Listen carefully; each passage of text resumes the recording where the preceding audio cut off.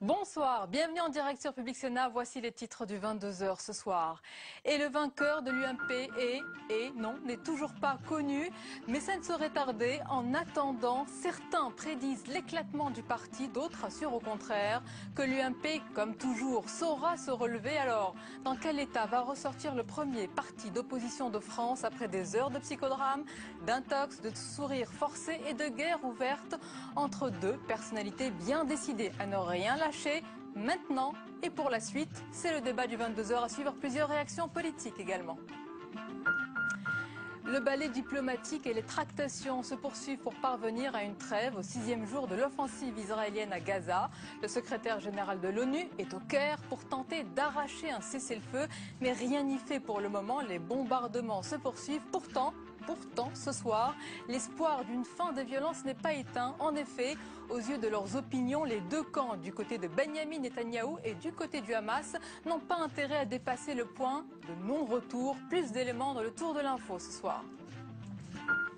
François Hollande face aux maires des départements et collectivités d'outre-mer. Intervention en fin d'après-midi à l'hôtel de ville de Paris, à la veille de l'ouverture du congrès des maires de France. Le chef de l'État fustige les pays qui veulent un rabais sur le budget européen. Tous les détails dans ce journal. Voilà pour le programme. Merci d'être en notre compagnie ce soir. Quel que soit le nom qui sortira de la fameuse désormais COCOE, une question se pose. Y aura-t-il un seul président à l'UMP? Arithmétiquement, oui. Un nom va finir par rassembler de plus bulletins que l'autre, même si l'écart sera restreint. Mais politiquement, l'étroitesse du score, la confusion autour des résultats et les accusations de fraude réciproque, bref, le climat délétère qui s'installe entre les deux camps, tout cela rendra extrêmement difficile la tâche du gladiateur Copé ou de l'inénervable Fillon. Alors retour sur ces dernières heures folles avec Tam Tranui. Confusion à l'UMP. Depuis ce matin au siège du parti, la commission de contrôle des opérations électorales enchaîne les réunions. Pendant ce temps-là, dans les deux camps, chacun continue de revendiquer la victoire. Ça se passe correctement, il n'y a pas de tension comme cette nuit, voilà. Mais c'est long parce que s'il faut reprendre les procès-verbaux de chaque circonscription, refaire les calculs de tous les départements. Bon, il y a un ou deux départements où on peut peut-être dans la journée redemander le comptage des bulletins sur place. Donc voilà, il faut un peu de temps.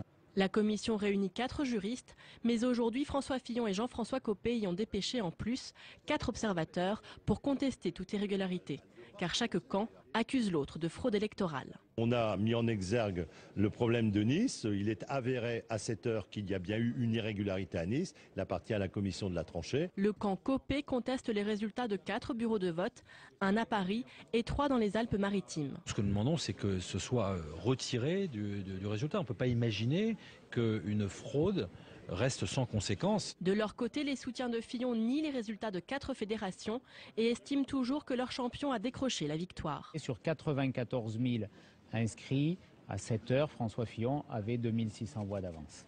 94 départements, 2600 voix. Non, 94 000 inscrits, les 2 tiers des départements environ, et 2600 voix d'avance. Poker menteur et guerre des nerfs, l'UMP se serait bien passé de ce psychodrame, mais tente de dédramatiser. Dans les deux camps, en début de soirée, on commence à parler rassemblement. Nous avons le devoir vis-à-vis de nos militants d'offrir une image d'unité, de rassemblement. Ça veut dire que nous devons objectivement, les uns et les autres, reconnaître quelles sont la réalité des résultats que nous pouvons constater autour de la table de la COCOE. Quel que soit le président, il faudra que le nouveau président soit un président de rassemblement et d'unité. Je le dis, je le répète, on n'a qu'un seul adversaire, c'est la gauche. Pour le reste, à l'heure où on parle, Jean-François Copé a plusieurs centaines de voix d'avance. Donc ça confirme ce qu'on a dit depuis hier soir. Et oui, l'union fait la force et risque d'être difficile à retrouver.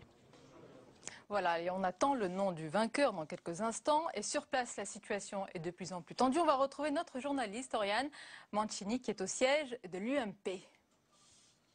Et toujours pas de fumée blanche ici au siège de l'UMP. On attend toujours ici l'annonce officielle de Patrice Gélard, le sénateur de Seine-Maritime et président de la désormais fameuse COCOE, la commission de contrôle des opérations électorales chargée de valider les résultats de ce scrutin. Une COCOE désormais réunie ici à huis clos, c'est-à-dire sans les représentants des deux candidats.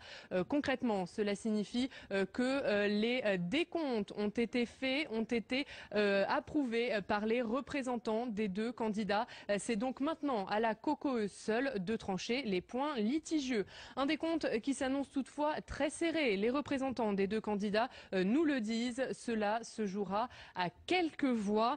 Et ce soir, ici, chacun continue de camper sur ses positions. Les deux candidats refusent de s'avouer vaincus. Et les deux candidats, Jean-François Copé, François Fillon, qui attendent patiemment ces résultats de façon sereine, nous disent leurs représentants. Il y a quelques minutes, on a aperçu Jean-François Copé faire son retour ici au siège de l'UMP.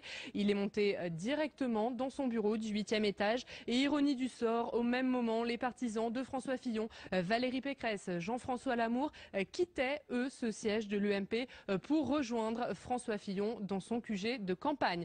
Roger Carucci nous le disait il y a quelques minutes, les résultats sont attendus vers 23 h. Mais ici, à l'UMP, à force d'attendre, on a appris à se méfier.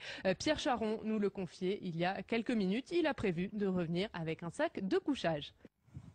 Et sur le plateau du 22 h ce soir, les éditorialistes François Dorcival, bonsoir. Bonsoir Sonia. Chez Valeurs Actuelles et Carole Barjon. Bonsoir Carole. Bonsoir. Au Nouvel Observateur. Et avant de commencer notre débat, je vous propose de faire réagir à cette heure-ci les deux camps, Fillon et Copé. Nous sommes d'abord en ligne avec un soutien de Jean-François Copé. Il est ancien ministre des Transports. Thierry Mariani, bonsoir. Bonsoir. Est-ce que vous confirmez déjà sur le timing ce que vient de dire Roger Carucci? Oui, le nom du vainqueur sera connu dans 1 heure? Je dispose des mêmes informations. Est-ce que selon vous, la commission qui est dirigée par le sénateur Patrice Gélard est impartiale? Écoutez, cette commission a préparé les élections. Cette commission a recueilli pendant des semaines, voire des mois, les remarques des deux candidats. Jusqu'à présent, elle n'a jamais été contestée.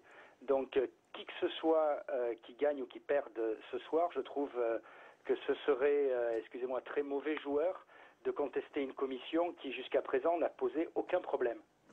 Quel que soit le nom qui sortira ce soir, est-ce qu'il y aura vraiment le vrai leader de la droite, selon vous? Écoutez, cette élection a d'abord été un succès en termes de votants. Plus de 155 000 militants se sont déplacés. Est-ce que je peux vous rappeler quand même qu'il y a quelques semaines, il y avait 87 000 personnes qui votaient pour le congrès du Parti socialiste, c'est-à-dire presque 2 fois moins. Deuxièmement, il y a eu une vraie élection. C'est peut-être ça qui surprend d'ailleurs, parce que si on est honnête, il n'y a pas eu de vraie élection depuis que l'UMP a été créée, c'est-à-dire depuis 2002. C'est la première fois où il y avait une élection avec deux candidats. Dans une élection avec 2 candidats, par moment, le score peut être serré. Et quand le score est serré, on doit recompter les bulletins. C'est ce qu'on est en train de faire. Thierry Mariani, vous avez rappelé la mobilisation des militants. Est-ce que vous pensez que c'est cela qu'on retiendra de cette élection? Bien sûr que non, on va retenir ces dernières 24 heures, mais qu'est-ce que vous auriez pensé si on avait proclamé à 20h15 un résultat en disant il y a 112 voix d'écart? Immédiatement, on aurait dit est-ce qu'il ne faut pas mieux recompter, etc. Alors oui, c'est un scrutin serré, oui, il y aura un gagnant qui sera un gagnant de peu, mais la démocratie, quel que soit le score, c'est à partir du moment où on a un vote de plus, on est gagnant.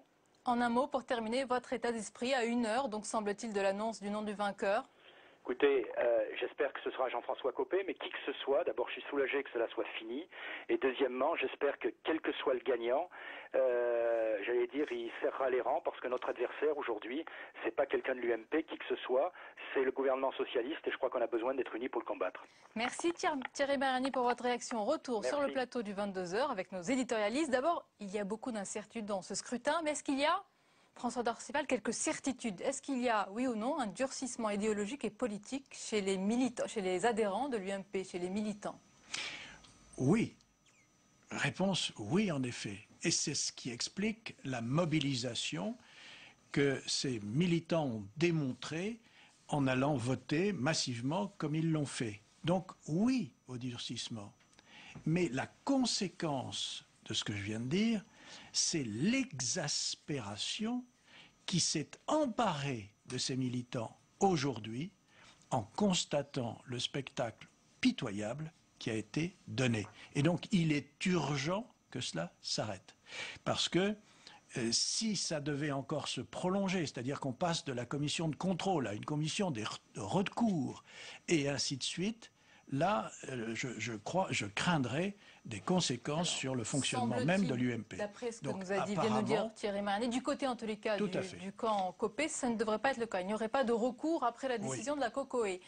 Carole Barjon, revenons sur le scrutin serré. Qu'est-ce qu'ils ont voulu montrer les militants? Qu'ils voulaient finalement en découdre avec la majorité, qui veulent un battleur, qui veulent un combattant, entre guillemets? Oui, je crois que c'est assez clairement ce qui a été démontré.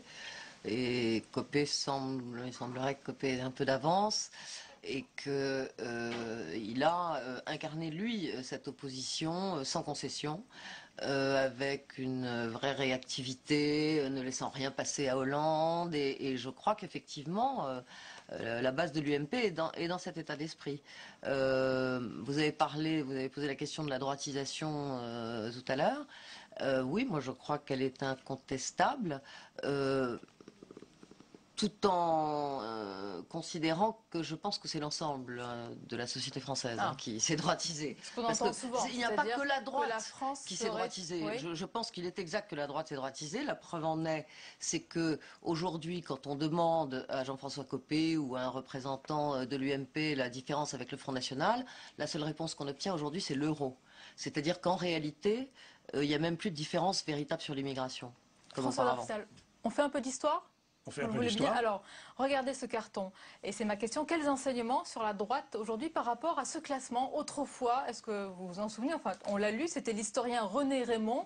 C'était un livre qui avait fait sensation en 1954, Les droites en France. Alors, il y a la droite légitimiste qui s'oppose catégoriquement à la Révolution et la combat. Il s'agit de la droite, on va dire, la plus extrême, la plus radicale.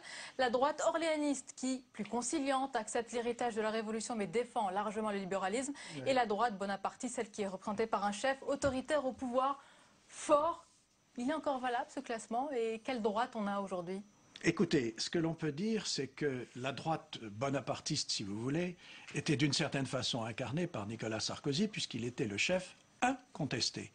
À partir du moment où il y a eu une campagne pour désigner un élu président parmi plusieurs candidats qui se sont finalement révélés n'être que deux, eh bien, on a naturellement deux courants avec des dominantes. Une dominante plus radicale, plus décomplexée, comme il le dit, pour Jean-François Copé, une dominante plus classique pour François Fillon. Ça, c'est vrai. Et donc, d'une certaine façon, les électeurs qui se sont déplacés, et qui se sont déplacés au point de les mettre quasiment à 50-50, car c'est ça le résultat que nous allons avoir, ont obtenu un résultat qu'ils auraient souhaité, mais avec certainement un écart plus grand, parce qu'ils auraient bien voulu que les deux en question se réunissent, se rassemblent pour travailler ensemble. Mais ce qu'ils veulent, c'est en effet une droite plus radicale, plus cogneuse en quelque sorte, avec donc quelqu'un qui l'incarne réellement. C'est assez intéressant parce que je pense qu'en réalité, ce qu'on a vu, c'est dans la droite orléaniste, qui est généralement plus libérale et girondine, elle est décentralisatrice, etc. Et elle correspond plus au profil de François Fillon et elle pourrait correspondre aussi au profil de Jean-François Copé, qui n'est pas un colbertiste, qui n'est pas un jacobin. Donc, en réalité, leurs différences sont ténues. Simplement, François Fillon est plus modéré et s'est adressé, et c'est ça qui est intéressant, au-delà de leurs profils respectifs, c'est à qui ils se sont adressés et comment. Et c'est pour ça que peut-être François Fillon a perdu en chemin pas mal de voix, on verra ce qu'il en est tout à l'heure, mais il est arrivé, si c'est aussi serré, c'est en tout cas pas le résultat que prévoyaient les sondages au départ. C'est probablement parce qu'il a fait une campagne relativement bourgeoise et plus élitiste. On va en parler en direct et en ligne. On va lui poser la question d'ailleurs avec nous, l'ancien ministre Jean Leonetti, soutien de François Fillon. Bonsoir Jean Leonetti. Bonsoir. Alors la commission est encore en train de délibérer, elle compte et recompte. Vous avez dit ce matin que si les doutes sur les résultats sont importants, il faudrait mieux recommencer l'élection. Ce soir, j'imagine que vous en savez sûrement un peu plus sur ces doutes, sur ces possibles irrégularités. Est-ce que vous maintenez votre proposition? Oui, je pense que ce qui est important, c'est pas s'il y a un écart qui est faible, mais qu'il n'y a pas de contestation, eh bien, ça obligera celui qui a gagné à tendre la main à l'autre et à rassembler autour de lui l'UMP qui a quand même vécu une petite période un peu difficile. Par contre, si on a un résultat serré, mais qu'il y a un doute sur tel bureau de vote, telle circonscription ou telle autre, je crois qu'il faut faire comme dans une élection normale, lorsqu'on s'adresse aux citoyens, quand il y a un doute avec un faible écart, eh bien on revote dans l'endroit où il y a un doute. Je crois que ça permettra à celui qui aura la victoire définitive de se trouver sans contestation. Rien ne serait pire que d'avoir un président, non pas qu'il soit élu avec un score serré, ça obligerait au contraire au rassemblement. Mais rien ne serait pire que le score soit serré et qu'en même temps, il y ait un soupçon sur cette victoire et sur cette présidence. Ça créerait à ce moment-là un germe de division à l'intérieur de Jean Leonetti, si je vous ai bien compris, avec aussi sur le plateau François Dorcival et Carole Barjon, c'est-à-dire que ce soir à 23h, si on connaît à cette heure-ci le nom du vainqueur, pour vous, c'est pas forcément la fin de l'histoire. Il pourrait y avoir des recours. Écoutez, moi, je ne suis pas dans la commission de contrôle. Je dis simplement que dans une élection classique, qu'elle soit municipale, cantonale, législative, quand vous avez un très faible écart et que vous avez un doute sur la sincérité d'un certain nombre de votes, le fait que des procurations étaient sans carte d'identité, d'autres où il n'y a pas eu de signature, c'est pas des fraudes, c'est des imperfections. Et si le doute persiste, il vaut mieux à ce moment-là, dans les endroits où il y a le doute, revoter pour que la victoire soit sans ambiguïté. Rien ne serait pire que le germe du soupçon qui créerait à terme la division à l'intérieur de l'UMP. Il faut qu'on passe un message de dignité, de sérieux, de tranquillité et de rassemblement. Oui, dernière question. Vous êtes plutôt de sensibilité, on va dire, centre-droit. Est-ce que vous seriez à l'aise dans une UMP bien menée, on va dire, tambour battant par Jean-François Copé? Est-ce que vous seriez à l'aise chez une droite ou dans une droite décomplexée? Est-ce que vous pourriez être tenté par un centre plus modéré, disons? Écoutez, si la question que vous me posez, est-ce que si Jean-François Copé devient président, j'irai chez Jean-Louis Borloo, c'est non. Ma famille politique, c'est l'UMP. Cette famille politique, elle a un avantage énorme, c'est qu'elle a la diversité. C'est un rassemblement de la droite et du centre. Et donc les centristes doivent s'y trouver à l'aise.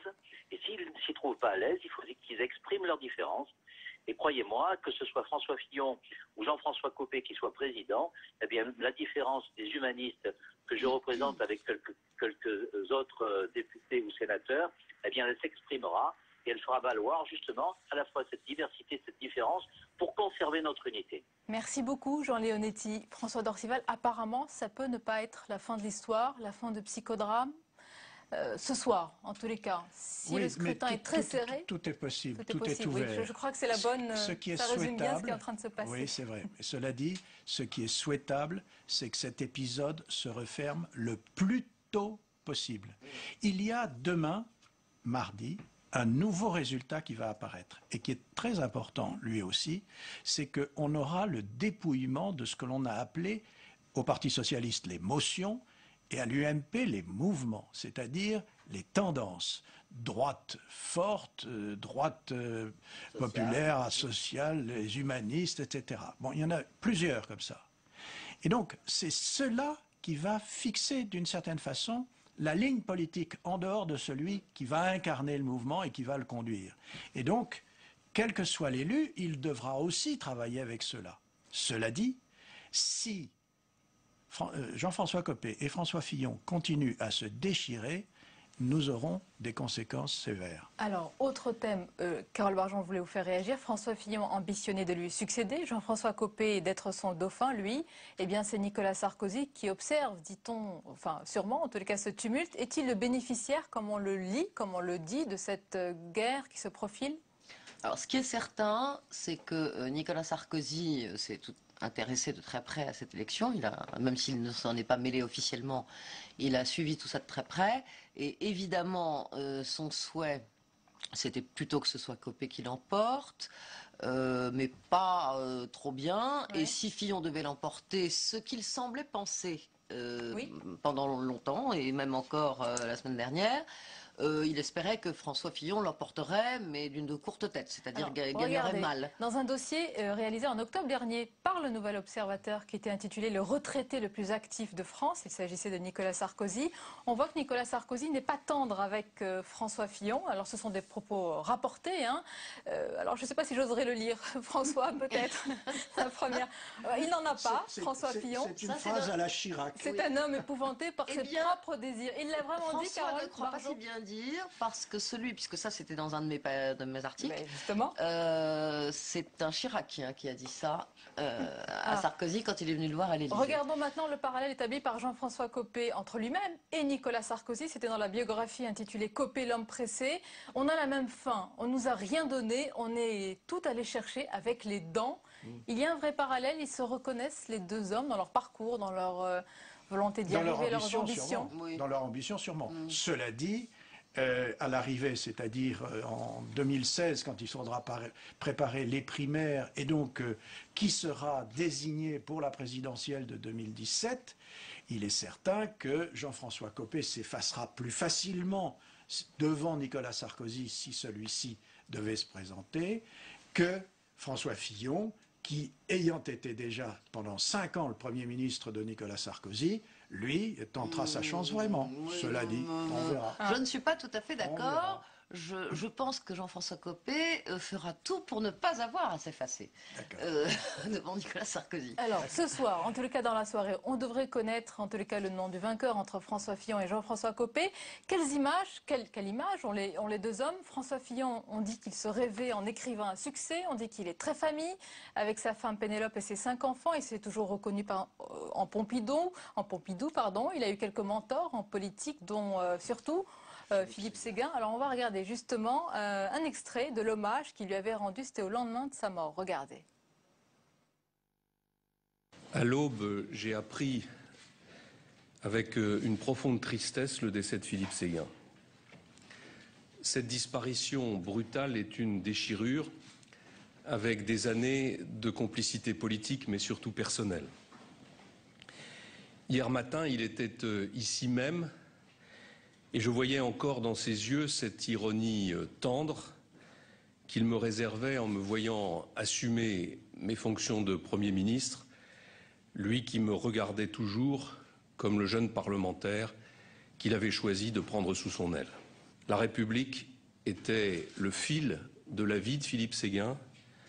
Ce matin, ce fil s'est rompu et je pense avec émotion à sa famille.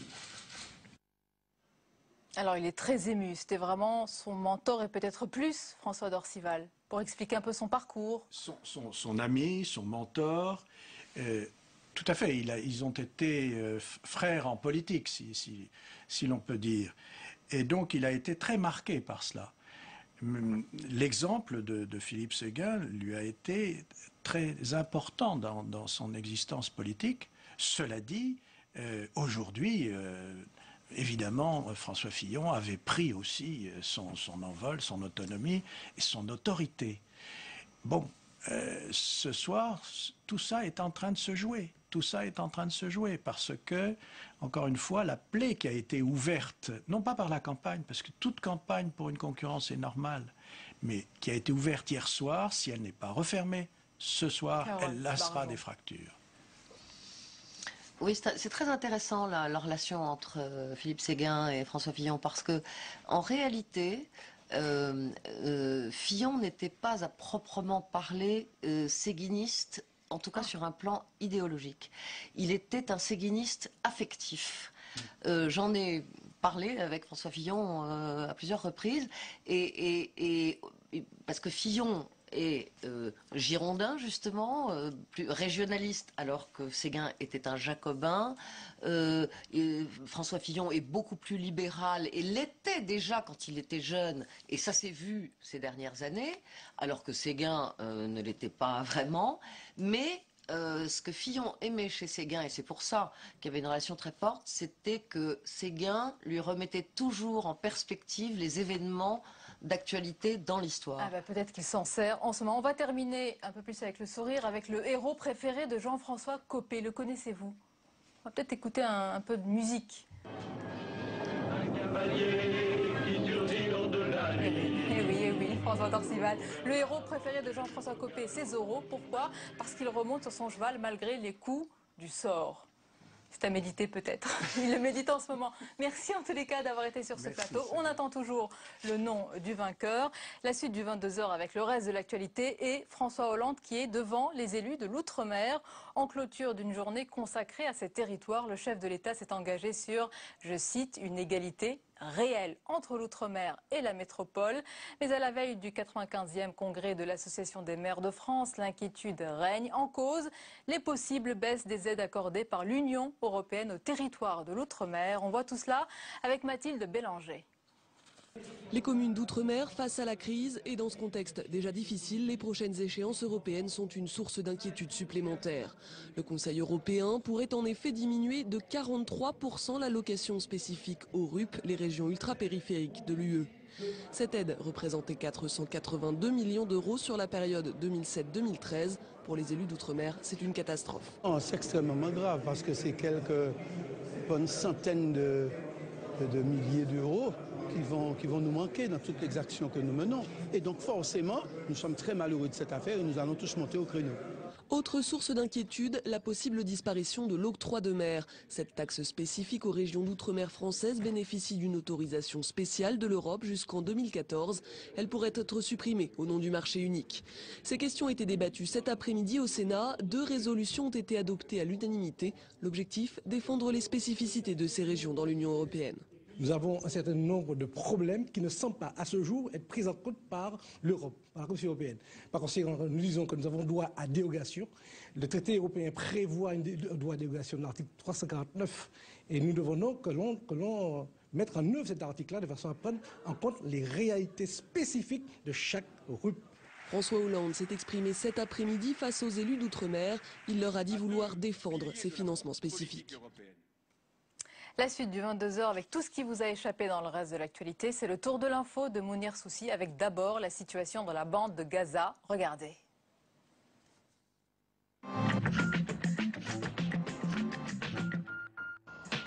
Les chars israéliens ne sont pas rentrés dans Gaza, mais les raids aériens se sont poursuivis.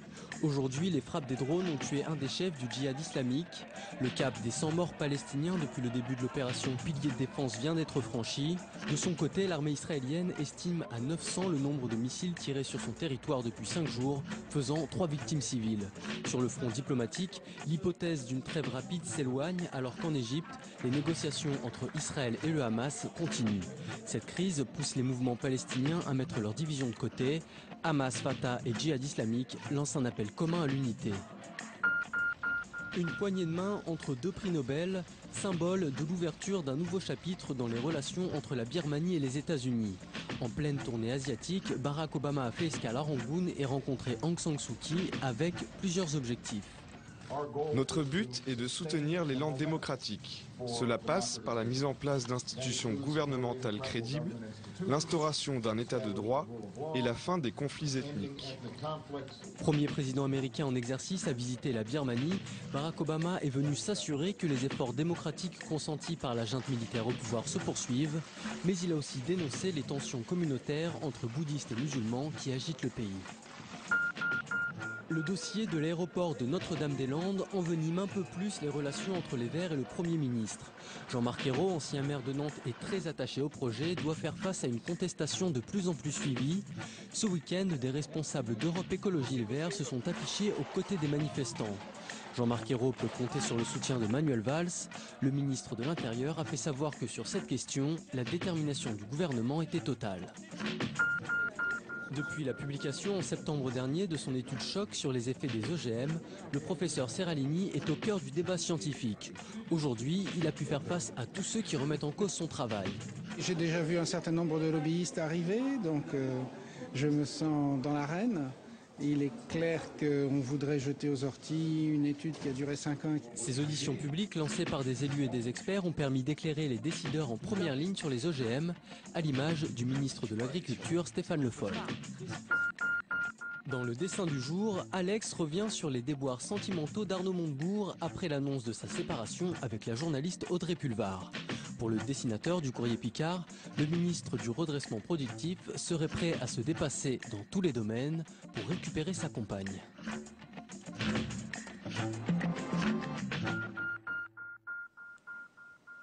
Et c'est la fin de ce journal. Merci de nous avoir suivis. Tout de suite, votre soirée documentaire sur Public Sénat. Belle soirée, à demain avec plaisir.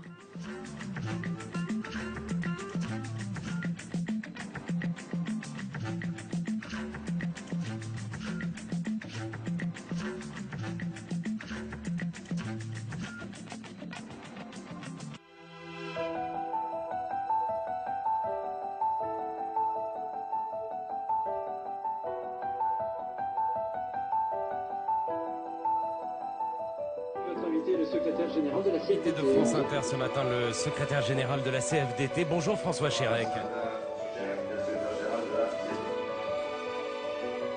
À 54 ans, François Chérec est à la tête de la CFDT, l'une des principales organisations syndicales de France. Secrétaire général de cette confédération depuis 2002, l'homme est aussi connu qu'il peut être discret. Originaire de Lorraine, fils d'un ouvrier métallurgiste qui gravira les échelons de la CFDT et sera un jour membre du gouvernement Rocard, François Chérec n'imaginait pas pour lui-même un destin de leader syndical. Au contraire, son bac en poche, ce lycéen et rugbyman de Sarcelles, où la famille s'est installée au début des années 70, ne rêvait que d'une carrière consacrée aux enfants en difficulté. C'est le souhait d'un monde meilleur pour les enfants dont il s'occupera, le désir d'une solidarité combative et d'un engagement social qui ne soit pas que des mots, qui le conduiront jusqu'au sommet d'un syndicat fort de 800 000 adhérents. Cela au terme d'un étonnant parcours pour cet adolescent qui n'aimait pas l'école. J'ai été élevé petit dans un milieu ouvrier, avec un père qui s'intéressait à tout, qui était militant. Et j'ai toujours l'habitude de dire, mon père étant syndicaliste, il était très absent. Et c'est ma mère qui m'a élevé plus, qui m'a fait passer ces valeurs-là. Et à partir de ce moment-là, s'il y a bien quelqu'un dans la famille qui a une forme de réaction tripale sur les injustices, c'était là. Donc voilà, je suis le fils de ma mère.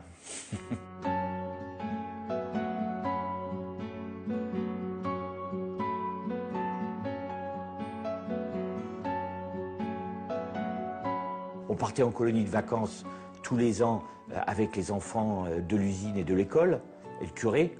C'était pas le curé religieux, moi, qui m'intéressait. C'était un homme qui organisait une colonie de vacances pour 80 enfants de la commune. Et moi, je partais avec mes 4 frères en colonie de vacances, et avec les enfants du quartier, de la rue, et qui nous racontait des histoires tous les soirs. C'était lui qui nous amenait ça, le curé. Donc, j'ai pas cette vision du curé parce que j'ai m'amené la foi, parce que moi, je suis pas croyant ni pratiquant. Mais c'était le rassemblement et cette culture du groupe qui, à mon avis, a pesé pour moi et pour les enfants de ma génération de cette commune. Ça, c'est un livre d'histoire sur Pompée.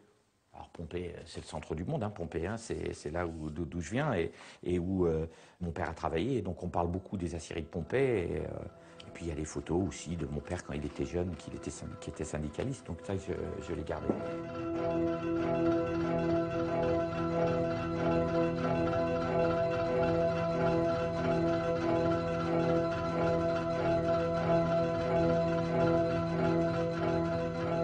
J'étais dyslexique et ambidextre. Quasiment jeune adulte, pour connaître la droite et la gauche, il fallait que j'écrive. Hein. Il fallait que mentalement, je faisais le geste de quelle main j'écris pour savoir de la droite ou de la gauche. Hein. Ça fait partie du problème. C'est peut-être la raison pour laquelle je suis totalement autonome de la droite et de la gauche. Je ne sais pas, mais en fait, ça doit être inscrit là-dedans.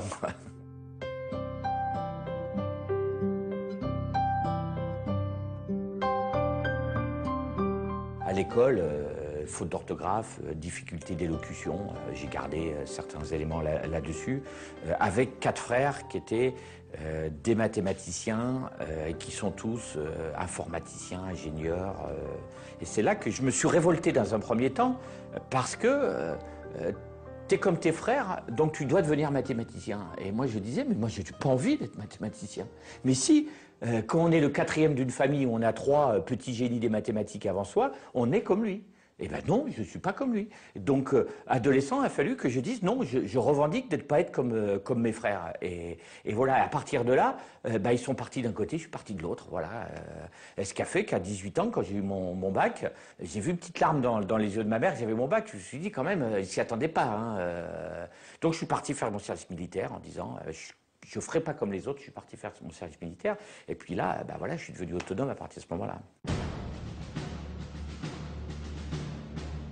Le service militaire, c'était l'époque des comités de soldats. Et là, on avait un général de division, je ne sais pas comment ça s'appelle, j'ai pas trop compris comment ça marchait, et qui était très intelligent parce qu'il a tourné le truc, c'est-à-dire qu'il a demandé aux appelés qui étaient là d'élire des délégués pour pouvoir le rencontrer et pouvoir débattre avec lui. Il a créé le droit d'expression dans la caserne, alors que nous, on était sûr qu'il allait dire non. Donc, inévitablement, on va pouvoir se rebeller. Mais à partir du moment qu'il y a eu le droit d'expression, on a commencé à rentrer dans la discussion. Et une fois qu'on rentre dans la discussion, on est dans une forme de cogestion, quoi, en fait. C'est une leçon que j'ai gardée bien longtemps, ça, et qu'un militaire m'a donné, en plus. J'ai très peu lu, en fait. Donc, j'ai pas... et d'ailleurs, j'ai toujours le sentiment que j'arriverai jamais à rattraper le temps perdu. Et puis, j'avais une difficulté, c'était de mémoriser. C'était une lecture plus visuelle. Donc, je suis un fan des BD, en fait. Le mercredi, mon père achetait Tintin et Spirou, hein, les deux magazines. Et d'accord, il se battait pour les lire d'abord lui. Il usait de son pouvoir d'aîné pour faire ça. Et puis après, on était les 5 frères à sauter sur Tintin et Spirou, et c'était celui qui avait le premier. Donc c'était un passage obligatoire toutes les semaines.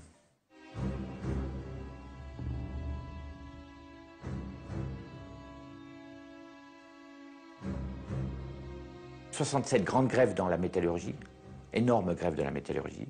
Mon père, permanent syndical, donc tout le temps au front, des violences, des luttes difficiles. 68, forme de petite révolution, mais moi, en le vivant enfant dans un milieu ouvrier avec un père syndicaliste, et on remet ça les grèves, donc pas de présence, la famille un petit peu, et puis pas l'école, quoi. Donc c'est tout. Moi, le 68, c'est pas Paris les pavés. En plus, j'ai pas la télé, donc je le vois pas. Hein. Donc c'est la grève et papa à la grève, quoi. Voilà. Et puis, au bout d'un mois et demi, retourner à l'école et pleurer parce que je veux plus retourner à l'école, quoi. C'était ça. C'est pas le 68 de Cohn-Bendit, certainement pas.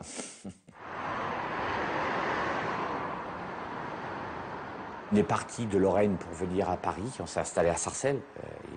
Imaginez, hein, à l'époque, passer d'une vie dans une commune ouvrière de Lorraine aux grands ensembles de Sarcelles, dans un milieu multiculturel, avec une grande population qui venait d'Afrique du Nord à ce moment-là, qui était quand même rapatriée depuis 4-5 ans. C'était un changement culturel, géographique et autres qui a fait que les scouts, c'était derrière moi, et c'est devenu... le lieu de rassemblement, c'était le rugby. Je suis allé rencontrer des adhérents à Sarcelles récemment, et l'entraîneur de l'école de rugby de Sarcelles m'a fait signer le maillot de rugby par tous les gamins de l'école de rugby de Sarcelles, parce que, oui, ils sont fiers d'avoir un ancien rugbyman de Sarcelles. C'était familial, parce qu'on était 5 frères, et on jouait tous les 5. Alors, on n'a jamais joué dans la même équipe tous les 5, mais là, vous avez une photo, on est 3.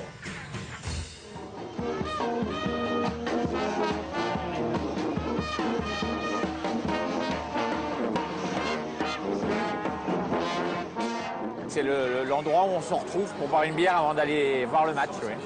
Généralement, alors il y a mes frères et puis il y a des copains du rugby de Vitry ou de Sarcelles qui nous retrouvent là. Oui, en général, tous les matchs au Stade de France, si on est à Paris, on se retrouve ici. Comme on a tous joué, qu'on a tous joué ensemble à un moment quand on a débuté à Sarcelles, donc oui. Sur un terrain, je pense que ses qualités, c'était la pugnacité. C'était un très bon seconde ligne et c'était un bon capitaine aussi déjà. Il était très teigneux et persévérant. J'avais eu un mot affectif vis-à-vis de l'arbitre, il n'avait pas apprécié. Mais ça m'est arrivé qu'une fois, donc c'est pas grave. C'était en 16e de finale de 2e division. contre Ajetmo, il avait effectivement traité l'arbitre de bouffon. Oui, mais comme je suis coléreux, de temps en temps, il y a un débordement qui arrive comme ça, on s'y attend pas, quoi. Mais c'est un match important parce que c'était un match de deuxième division et on jouait la montée en première division c'était les derniers matchs avant de monter. Et bon, on a perdu, donc j'étais mauvais joueur aussi en plus. On va se prendre du gamel. Pronostic pessimiste. Ce soir-là, la France l'emporte sur l'Angleterre 12-10. Ancré depuis l'enfance, la passion du sport, du jeu collectif, François Chérec va l'expérimenter au quotidien dans sa vie professionnelle. Il entreprend une formation d'éducateur spécialisé et commence à travailler dans les hôpitaux de région parisienne. Il a 20 ans et souhaite adhérer à un syndicat qu'il connaît bien. Mais quand on s'appelle Chérec, qu'on est le fils d'un père jugé à l'époque trop réformiste, les choses ne sont pas si simples. Quand j'ai voulu adhérer à la CFDT, je suis allé, j'étais à l'école d'éducateur, j'étais salarié à ce moment-là, en formation et salarié. J'ai voulu adhérer, ça me semblait naturel. Et on m'a dit non, toi, t'es le fils d'un syndicaliste révisionniste. Alors à l'époque, on parlait de révisionniste. Maintenant, on parle de social traite, c'était pareil. Donc c'était des militants d'extrême gauche qui m'ont dit retourne en fait dans ta famille, on ne veut pas de toi. Mais pour l'heure, la priorité, ce n'est pas le syndicalisme, c'est l'aide aux enfants handicapés. En 1980, il quitte Paris pour les Alpes de Haute-Provence. On était une période où il y avait un sentiment de retour à la terre un petit peu. Alors comme j'ai jamais eu envie d'élever des chèvres, je me suis dit je vais plutôt être dans un milieu, comment dirais-je, un peu en rupture alternative, mais tout en restant dans l'accueil et l'éducation. Donc je vais dans les Alpes d'Haute-Provence avec une idée en tête, avec des amis de créer un centre d'accueil pour enfants handicapés, c'est-à-dire en gros de travailler dans le milieu handicapé, mais en accueillant des enfants des banlieues ou autre chose en vacances dans cette région. Donc en 1980, je suis en pleine installation dans les Alpes d'Haute-Provence, en rupture totale en fait avec ce que je faisais avant, non pas au niveau professionnel, mais au niveau du milieu familial. Je quitte le club de rugby, ce qui était effectivement difficile. Voilà, donc j'étais en train de m'installer célibataire en province. Voilà.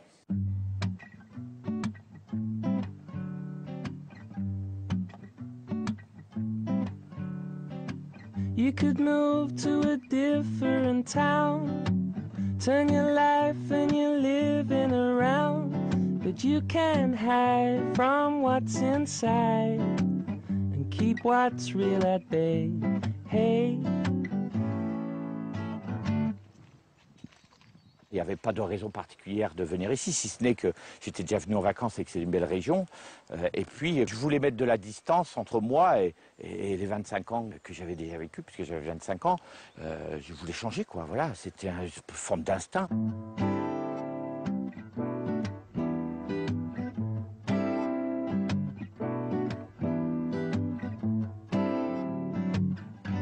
Je suis arrivé de Paris en 1980, j'ai acheté une petite maison, il y avait des facilités pour les jeunes qui s'installaient et voilà, j'ai commencé à m'installer ici. C'est là que j'ai connu ma compagne, c'est ici que mes enfants sont nés. Bon voilà, j'ai des attaches qui sont de mon histoire en fait. J'ai coutume à dire que c'est ici que je me suis fait comme adulte au travail, adulte dans la vie privée, adulte dans la vie syndicale. C'est ici que j'ai commencé à faire mes premiers pas d'engagement, oui. On va commencer le congrès, si vous voulez bien vous asseoir. Les camarades du syndicat Santé et Sociaux 04 ne connaissent pas un certain nombre de personnes qui sont ici. Je ne vous présenterai pas notre adhérent probablement le plus connu, le plus médiatique. Il est là. Je travaillais à l'hôpital de Digne. J'étais ce qu'on appelle sous le secteur psychiatrique. Donc, on nous demandait de réinsérer des enfants que la société ne voulait plus dans une société qui ne plaisait pas. Voilà. C'était ça le souci. C'est-à-dire que globalement, on était des régulateurs sociaux quelque part. Alors que ce soit vis-à-vis de la folie ou vis-à-vis de la délinquance, c'était où vous protégez la société de ces enfants-là qu'on ne veut pas voir, ou éventuellement, s'ils ne sont pas suffisamment malades ou moins malades que qu'on le dit, l'essayer de les réintégrer dans la société. Mais la société, elle ne me plaisait pas, et en plus, elle ne les voulait pas. Donc au bout d'un moment, je me suis dit, si je veux vraiment que ces enfants soient acceptés dans la société, il faut peut-être évoluer et agir sur la société. Et c'est comme ça que progressivement, dans ce professionnalisme militant, je suis devenu plus militant que professionnel. Voilà. Et petit à petit, je suis devenu syndicaliste. Monsieur le conseiller général. Oui, bonsoir François. Et bonjour en même temps, je t'ai regardé hier au soir. Tous les mandats que j'ai occupés, que ce soit à l'hôpital, que ce soit sur le département, pour moi, c'était toujours des engagements qui me faisaient peur. Parce que je me suis toujours dit, est-ce que j'ai la capacité de faire? Et puis petit à petit, bon, bah voilà, c'est comme ça qu'après, on monte jusqu'en haut, comme on dit. Secrétaire de l'UD04, c'était en quelle année? De 86 à 92. En 1986, c'est tout simple. Hein. On a un responsable local qui est là depuis 20 ans.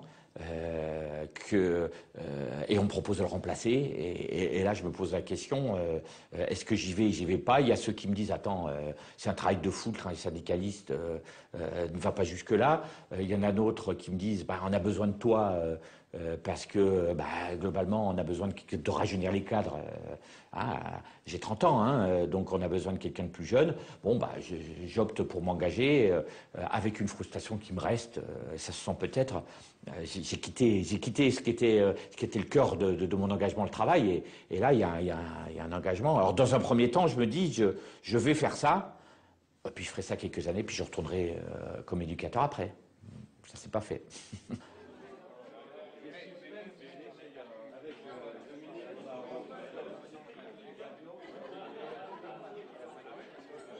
Je suis arrivé au Bureau national, j'étais plus jeune. Et globalement, on me privait de ce que je voulais et que je m'étais engagé, en particulier vis-à-vis de ma famille, d'accepter une forme d'équilibre entre mon engagement syndical et ma vie privée et ma vie familiale. Et ça me posait problème. Donc il m'est arrivé des fois de partir avant la fin de la réunion parce que ça durait trop, de refuser d'aller dans telle séquence estivale de réflexion, parce que je trouvais ça anachronique par rapport au discours qu'on pouvait avoir sur une conciliation vie familiale, vie professionnelle.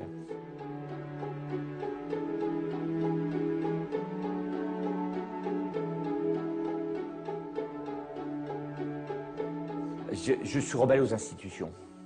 Alors c'est étonnant pour être à la tête d'une organisation syndicale. Et en fait, je suis rebelle aux institutions, je le vis plutôt dans ma vie personnelle.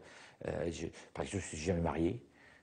Ça fait quand même 30 ans de vie commune presque avec la même femme. Je trouve que le Pacs, c'est ridicule, mais c'est un droit nouveau qui est utile, parce que je suis fidèle, donc j'ai pas besoin de ça. Et puis en même temps, je refuse de rentrer dans ce moule. Donc j'ai accepté tellement de moules par ailleurs que celui-là, c'est pas question. Et comme je partage bien ça avec ma compagne, c'est parfait. Et donc c'est une façon d'être un petit peu encore. Autrement, quand je me regarde des fois, je me trouve assez conformiste, même au niveau syndical.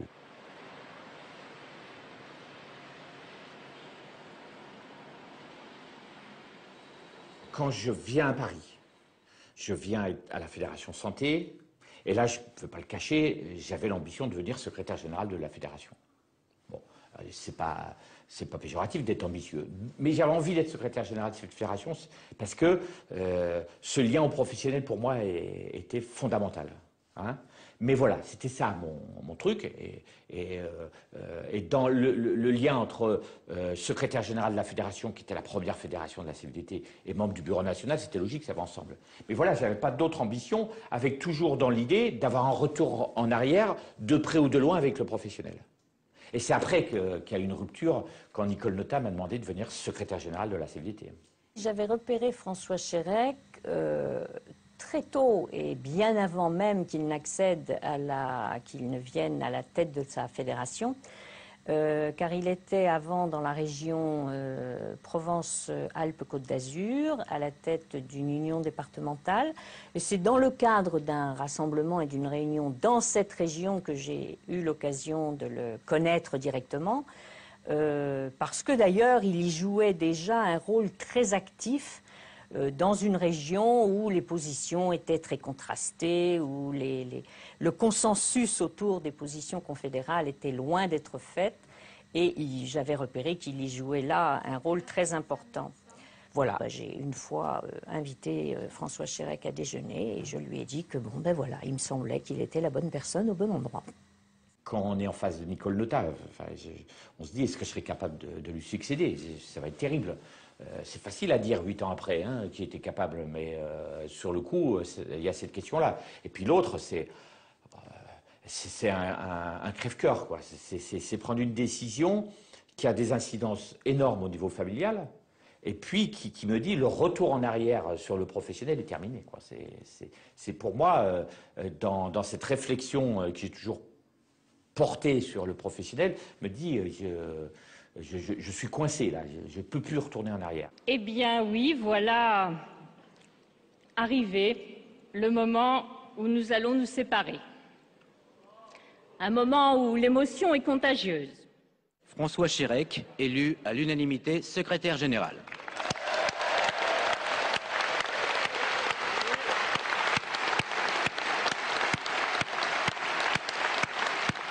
François, à toi. Voici venu le moment de clore et de conclure les travaux de notre 45e congrès. Je mesure à cet instant toute l'importance de ma responsabilité et je vous remercie une nouvelle fois de la confiance que vous m'avez manifestée.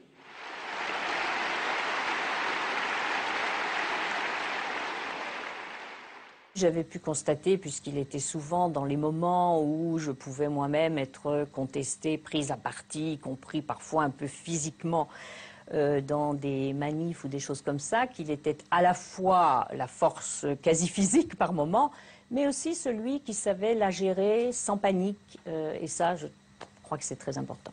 De caractère, j'ai des coups de chaud. Les gens qui aujourd'hui sont chargés de ma protection me disent toujours, quand tu es devenu secrétaire général, on n'avait pas peur qu'on t'agresse, on avait peur que si jamais quelqu'un avait un mot désagréable, que ce soit toi qui l'agresse. Donc voilà. Mais en fait, c'était une mauvaise réputation, il me connaissait mal. Il est tripal. C'est-à-dire qu'il ne joue pas.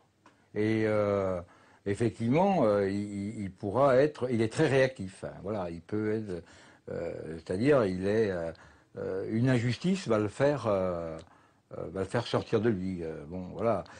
Donc, il peut être... Mais je ne sais pas si c'est de la colère, c'est plutôt de la spontanéité, et il a su garder aussi cette manière d'être. Donc, il a géré aussi, parce que c'est pas toujours... quand on est en responsabilité, il faut prendre du recul. Mais je trouve qu'il a eu cette capacité à la fois à garder à prendre du recul, qu'il faut quand on est responsable et quand on est secrétaire général d'une organisation, mais il a su garder aussi cette capacité d'être émerveillé, c'est bien d'être émerveillé, d'être indigné s'il y a besoin d'être indigné, enfin, cette spontanéité. Ça en fait un personnage terriblement humain, quoi. Hein? Moi, quand il est avec des militants, il est difficile à sortir d'une salle parce qu'il a toujours envie de discuter, il est proche des gens, etc. Donc, et après, bah, évidemment, comme chacun de nous, il a des moments où il est, le lundi matin notamment, un peu, voilà, et ça fait suer d'avoir quitté le week-end. Je ne suis pas bon au matin, au lever, mais le lundi matin, plus que les autres jours.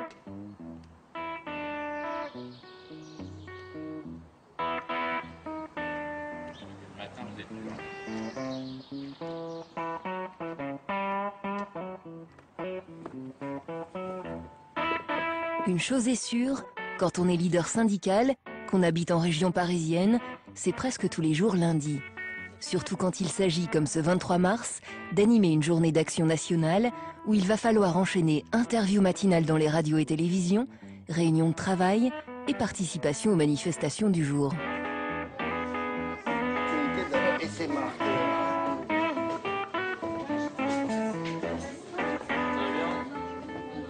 Être patron de syndicat impose aussi d'être constamment sous le regard des médias.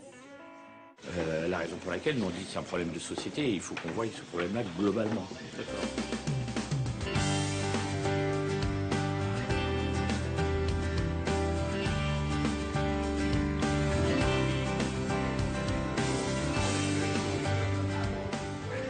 Demain, nous allons vivre plus longtemps. On ne va pas s'en plaindre.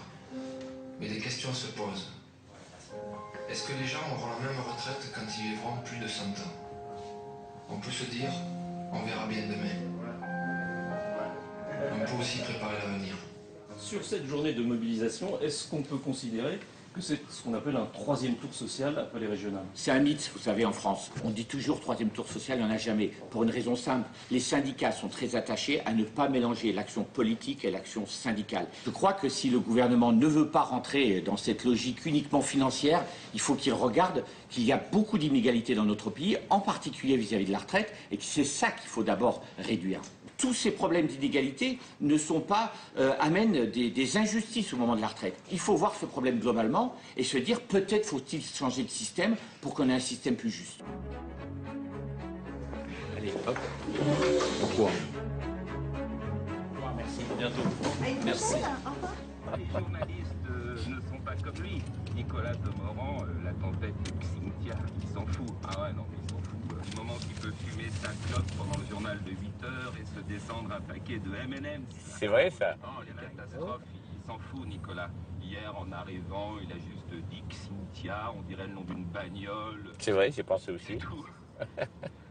6h30, 10h, Nicolas Demorand sur France Inter. Bonjour François Chérec. Bonjour. Troisième tour social, vous vivez les choses comme ça, après les deux qui viennent de se jouer dans les urnes? Non, c'est un mythe bien franco-français, ça, le troisième tour social, non.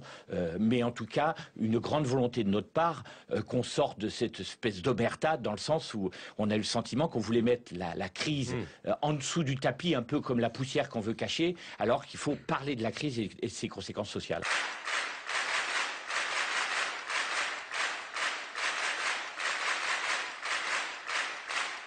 Donc notre volonté, c'est de remettre dans le débat public le problème de la crise.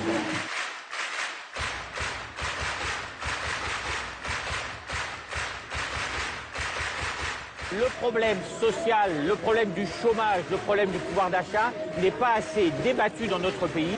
Le débat politique sur les chaînes commerciales comme celle de TF1, il n'y en a pas.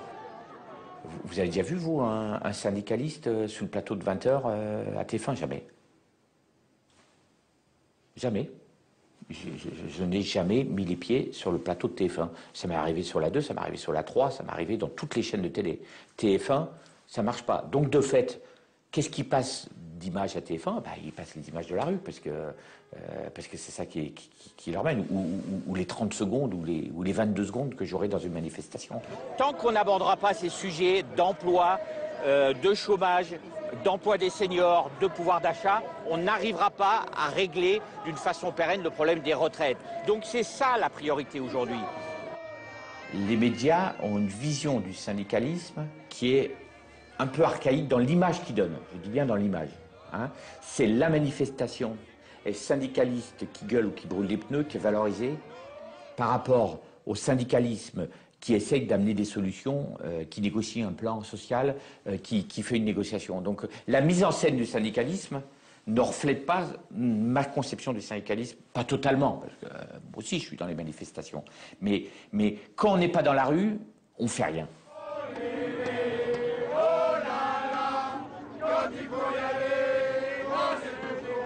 Comme nous, la CFDT, on est moins dans l'image du syndicaliste qui porte le drapeau, et globalement on voit plus la CGT, le drapeau CGT que le drapeau CFDT. Et les militants CFDT, ils en souffrent parfois.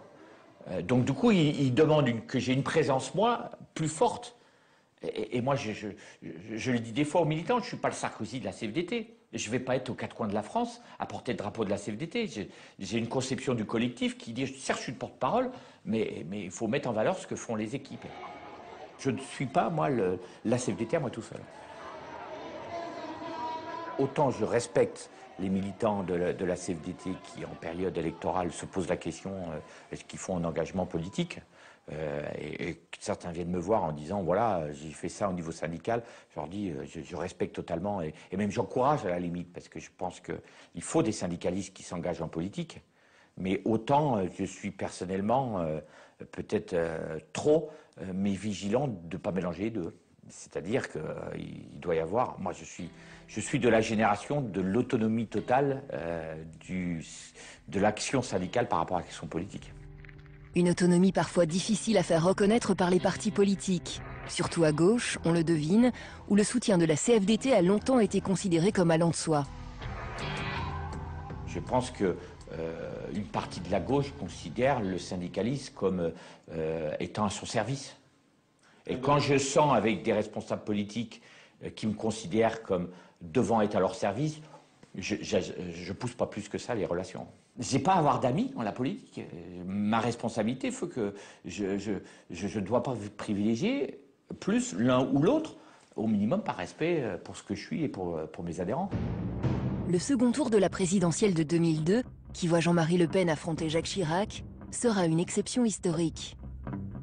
2002, c'est une situation totalement différente parce qu'on est face à un problème de société. Là, on a un candidat à la présidentielle au deuxième tour qui nous amène des valeurs, qui veut amener des valeurs dans notre pays qui ne sont plus les nôtres.